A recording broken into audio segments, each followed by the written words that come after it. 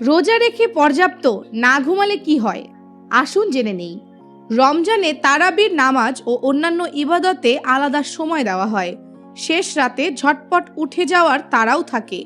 সব মিলিয়ে ঘুমের সময়টা কমে যায়। ঘুম ঠিক রাখতে আনুষঙ্গিক কাজকর্ম কমিয়ে আনুন। সামাজিক যোগাযোগ মাধ্যমে কম সময় ব্যয় করুন। পারলে দিনেও খানিকটা ঘুমিয়ে নিন, এতে ক্লান্তিভাব কমে আসবে। ঘুমের অভাবে হার্ট অ্যাটাক, হার্টের অসুখ, অনিয়মিত হার্টবিট, উচ্চ রক্তচাপ, স্ট্রোক, ডায়াবেটিসের মতো সমস্যা হতে পারে। ঘুম কম হলে কর্টিসল নামের একটা হরমোন নিঃসরণ হয়। এটা ত্বকের কোলাজেন ভেঙে ফেলে। যারা দিনে 6 ঘন্টার কম ঘুমান তাদের মুটিয়ে যাওয়ার প্রবণতা অন্যদের চেয়ে 30% বেশি। কম ঘুমানোর সঙ্গে অবসাদগ্রস্ততার গভীর সম্পর্ক রয়েছে। স্মৃতি হারিয়ে ফেলা, স্বাভাবিক জীবনের ছন্দ হারিয়ে ফেলা, ভুলে যাওয়া রোগ, ইনসমনিয়া, হ্যালুসিনেশন সহ নানা ধরনের জটিলতা হতে পারে।